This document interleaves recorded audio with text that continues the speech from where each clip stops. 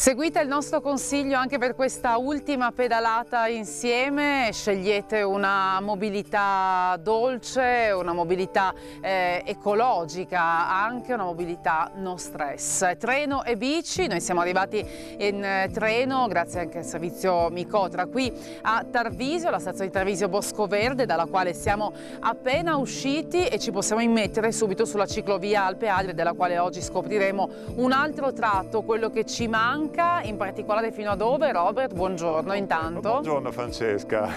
Andremo quindi. Oggi andiamo fino a Pontebba, lungo la traccia della vecchia ferrovia pontebana, che è diventata notoriamente una bella pista ciclabile, l'Alpe Adria.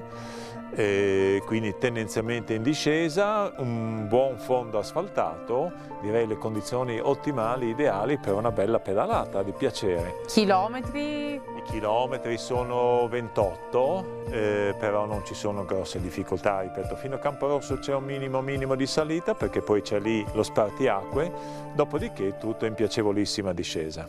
E allora fino a Pontebba, che poi è stata già una nostra città di partenza, una nostra tappa di partenza che però dobbiamo ancora conoscere e scoprire, così come scopriremo altre chicche lungo il percorso come sempre accade.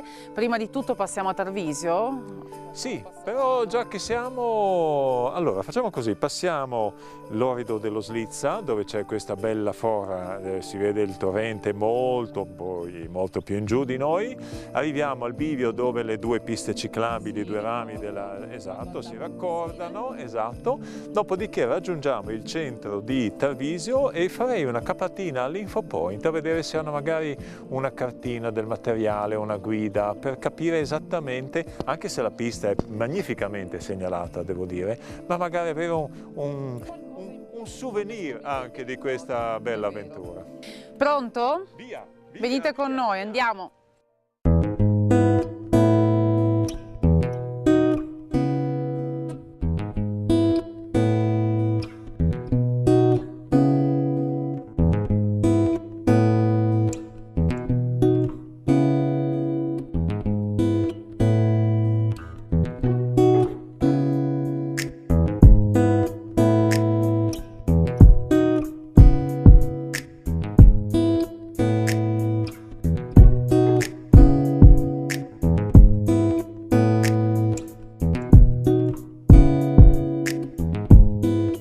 Da Tarvisio, la ciclovia Alpe Adria si sviluppa prevalentemente sul tracciato della vecchia ferrovia pontebana, entrata in servizio nel 1879. A quel periodo risalgono le gallerie annerite dal fumo, gli arditi ponti sulle profonde valli, i panoramici tratti a mezza costa e le altre opere d'ingegno che fanno di questa spettacolare ciclovia un'esperienza unica.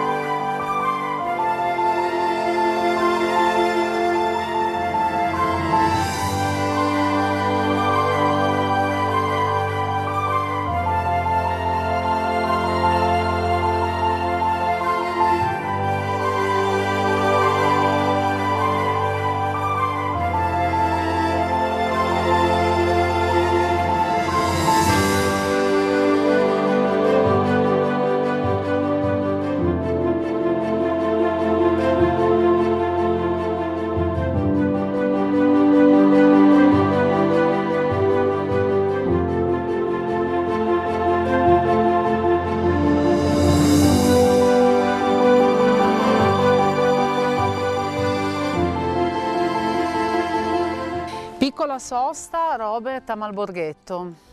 Esatto, abbiamo lasciato la ciclovia per una brevissima deviazione, poche centinaia di metri, si attraversa la Pontebana e si raggiunge questo bellissimo paesino perché vale la pena visitare il Palazzo Veneziano da una parte, la chiesa che sta di fronte, ma soprattutto goderci anche una pausa, una dolce pausa, caffè con magari una torta fatta in casa. Fantastico, allora intanto illuminami sulla storia di Malborghetto e poi ti meriterai il giusto premio. Benissimo, grazie. Spero che non mi leghi alla colonna dell'infamia della Berlina.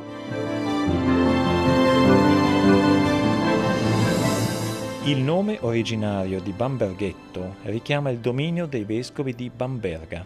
Storpiato in Buon Borghetto, muta poi nell'attuale Mal Borghetto a seguito delle incursioni veneziane del XIV e XV secolo. Nel capoluogo la chiesa della Visitazione risale al XV secolo, mentre al 1569 è datato il Palazzo Veneziano, un solido edificio aggraziato da un loggiato su 2 piani. Il museo etnografico al suo interno illustra la vita della Val Canale. Nella millenaria foresta circostante cresce l'abete rosso di risonanza, ambito dai liutai che trasformano il legno in raffinati strumenti musicali, celebrati in un festival che annualmente si tiene a giugno. La colonna della berlina nella piazza principale testimonia la presenza di un tribunale locale connesso alla casa Oberrichter, ora un'autentica casa di bambole. Robert direi che aveva ragione, perché definirlo solo un ristorante è davvero riduttivo. Cosa possono trovare coloro che si fermano qua, magari passando in bicicletta e salgono da Prima voi? di tutto trovano me. E non è poco, con Sono tutta... una fonte inesauribile di chiacchiere. Beh, la casa ha 600 anni, è una casa bamberghese, bellissima, io l'ho adorata dal primo momento in cui l'ho vista, anche se era un rudere.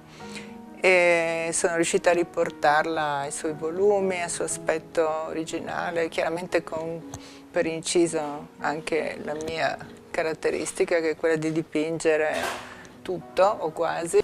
La casa ha un piano nobile e dove si possono trovare le varie sale, che sono sale ristoranti, ma hanno anche collezioni e cose divertenti da guardare.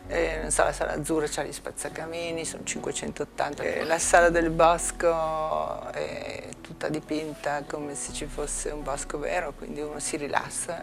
Poi sul tavolo sono cadute le foglie. La sala rossa, che è dipinta col cinabro, il colore di Pompei.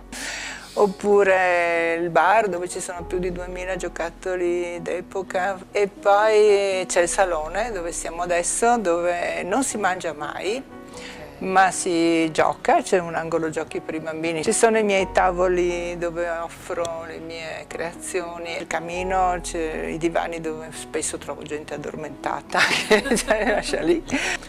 E il pavimento di questo salone è il mio orgoglio, è un pavimento che sono riuscita a mantenere intatto anche se tutti mi criticano, perché è un seminato di montagna dell'epoca.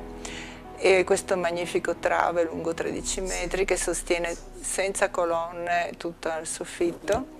Sotto ci sono i miei laboratori, sopra ci sono 5 suite, tutte dipinte, la camera dello scoiattolo, delle volpi, del bosco, delle cinciallegre, dei fiori, e di fronte siamo parte dell'albergo diffuso Fortense. La cucina rappresenta tutto quello che vi ho raccontato, una cucina del territorio rivissuta in chiave non pengia, quindi senza soffritti, senza grassi aggiunti. Le torte hanno questo zucchero di mele a volte, oppure non ci sono grassi. Troverete sempre cose tutte fatte in casa, tutte le paste, tutti i dolci, tutti i secondi.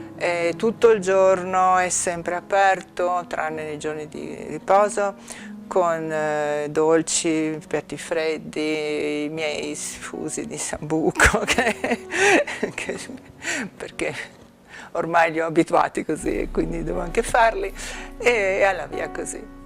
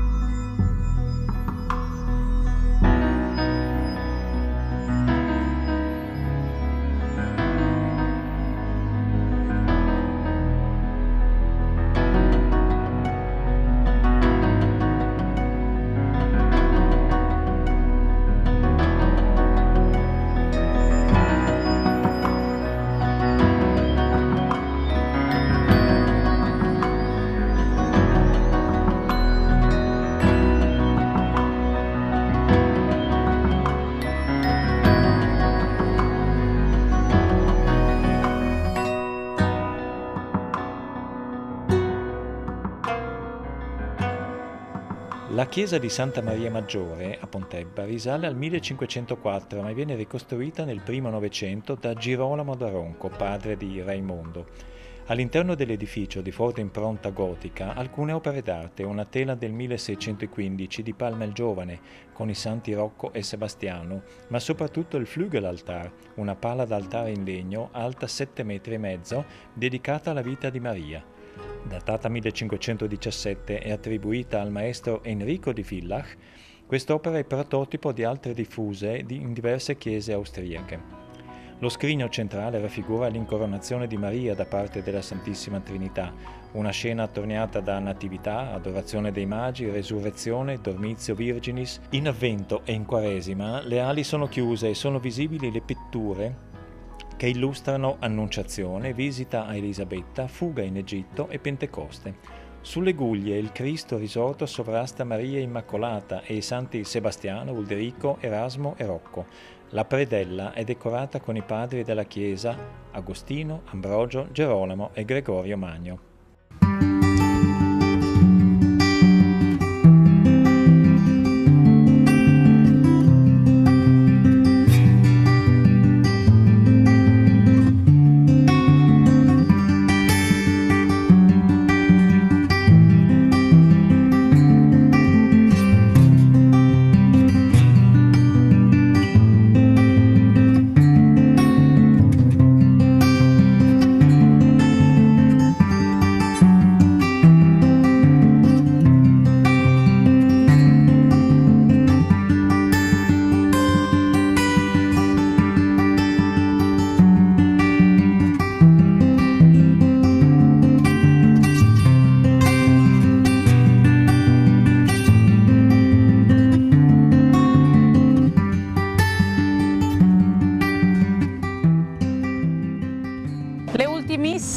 Pedalate qui a Pontebba alla fine di questa avventura. Ne approfitto per ringraziarti, Robert, e per ringraziare Mario Saccomano e Giorgia Minen che mi avete condotto assieme alla scoperta delle piste ciclabili nella nostra regione. Ti confesso che ho già cominciato a farle anche per conto mio. In più buon volevo segno. brindare con te, con loro idealmente, con tutti coloro che ci hanno seguito, augurando anche a loro tante belle pedalate, perché abbiamo visto che da fare, da divertirsi ce n'è.